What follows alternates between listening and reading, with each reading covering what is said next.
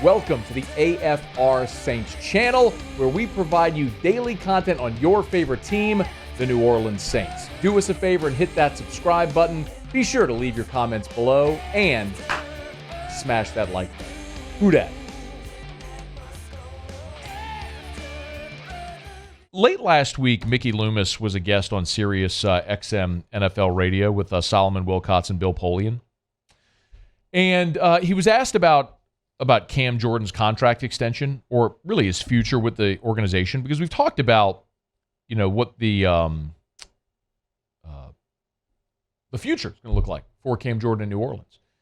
As an aging player right now, a guy who would certainly have an opportunity to maybe leave New Orleans, try to win a championship elsewhere with a better team, better roster, as we've seen guys do. I made the comparison when we first had this conversation to Ricky Jackson, guy who was the Saints' all-time sack leader, who left New Orleans and won a Super Bowl in San Francisco in 1994. So that's not altogether uncommon. J.J. Watt just recently left Houston and went to Arizona, kind of pursuing a Super Bowl. We've seen guys like Ndamukong Suh bounce around a little bit, and then late in their career only pick spots as a free agent where they have a chance to win a Super Bowl, like in Tampa and this last year in Philly, or in L.A. with the Rams. So it wouldn't surprise me at all if Cam Jordan elected to leave New Orleans, and he'll be a free agent after next season, and pursue an opportunity to go win a Super Bowl somewhere. But Mickey Loomis said on Sirius XM NFL Radio, quote, Cam, he's going to be able to play for us as long as he wants and as long as he can. Then when the time comes, his name will come up in the Ring of Honor and the Hall of Fame and all those other accolades that come with a player of his stature. End quote. So next offseason, Cam will be a free agent. As I mentioned, he's already surpassed Ricky Jackson's record for sacks in a career. And what was interesting, I have no doubt at all that the day Cam Jordan retires, he'll be in the Saints Ring of Honor, and he'll be in the Saints Hall of Fame. And he is arguably the best defensive player in Saints history. And if he plays another 2, 3, 4 seasons, whatever that may look like, and continues to compile stats, he will go down as the greatest defensive player in Saints history, and he will be a Pro Football Hall of Famer. There's two questions, really. Number one, how close is Cam Jordan to being a Hall of Famer already? And number two, if he does, in fact, re-sign with the New Orleans Saints, what does that contract look like? I just want to put some context on Cam Jordan. So Cam Jordan, as of right now, has 115 and a half sacks for his career. That puts him 23rd all-time. Do you know who's 24th on the list? J.J. Watt. Cam Jordan has one more sack than J.J. Watt. And oh, by the way, those two came into the NFL in the same season. Now, J.J. Watt had NFL Defensive Player of the Year seasons, but Cam Jordan, who has every year of his career had at least 7 sacks, pretty incredible. The durability that he has had, which that's obviously what plagued J.J. Watt. But my point is, when you look in the history of the NFL, official sack leaders, I'll just run through this very quickly. Bruce Smith, Reggie White, Kevin Green, all Hall of Famers. Julius Peppers, 4th. He's going to be a Hall of Famer. Chris Dolman, Hall of Famer. Michael Strahan, Hall of Famer. Jason Taylor, 7th Hall of Famer. Terrell Suggs is 8th, not in the Hall of Fame yet. But I would assume that he retired in 2019, so he's not eligible yet, but Terrell Suggs will be in the Hall of Fame. DeMarcus Ware's in the Hall of Fame. Richard Dent, John Randall, Jared Allen is going into the Hall of Fame. 13th is John Abraham. 14th is Leslie O'Neal, tied with Lawrence Taylor, who's in the Hall of Fame. Ricky Jackson, 16th, who's in the Hall of Fame.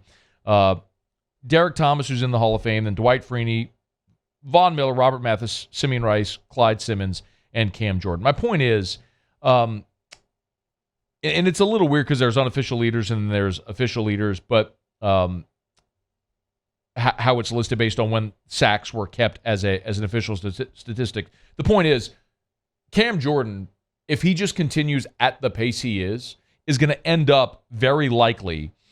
Let's say he accumulates another 20 sacks in his career, which is very reasonable. If he plays another 3 or 4 seasons at an average of 7 sacks a year, he should be right in that 15 to 20 sack range. You're talking about a guy that will ultimately finish with, if he's at 115 right now, you're talking about a guy that's going to end up with 130 thereabout sacks. He's going to end up right around where Richard Dent, John Randall, Jared Allen are in the career records. And that's going to make him a Pro Football Hall of Famer.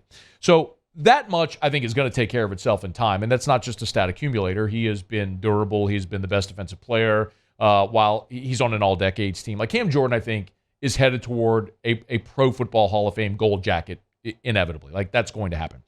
The bigger question for me, I think, right now is what will a Cam Jordan contract look like in either this offseason, if they're able to get it done, or next offseason when Cam Jordan hits free agency? And that's really the question, because the current deal that Cam Jordan has is 3 years, $52.5 million, an average of $17.5 million per year. His $15.1 million cap charge for this year is the highest on the team. So while Cam Jordan, you could argue throughout his career, has been honestly underpaid based on his production relative to the position he plays, he still carries the biggest cap number, and his average of $17.5 million per year on this contract is still a sizable number. And now you're talking about a player who, at this point in his career, at 29, going on 30 years old, you wonder how much longer does he want to play and how much longer can he play at this level. So, I think when you look at the average, per, Myles Garrett leads the way at $25 million, Von Miller at $20 million.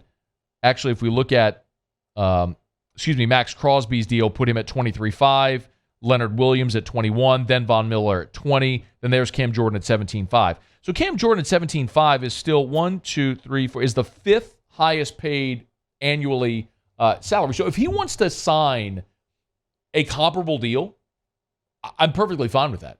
I don't know that you can justify at this point in his career paying Cam Jordan the annual salary that Myles Garrett, Max Crosby, Leonard Williams, Von Miller maybe is a little different because he signed the giant deal with Buffalo, the $120 million deal. But I don't know that I can justify paying Cam Jordan at this point top 3 NFL defensive end money. But if you want to pay Cam Jordan and keep him very comfortably in the top 10, even around the top 5 where he is now, I think that is more than reasonable, because when you look around who's after that, who signed contracts, Dramont Jones, Eric Armstead, Chandler Jones is at 17 per. Emmanuel Ogbah's at 16.35.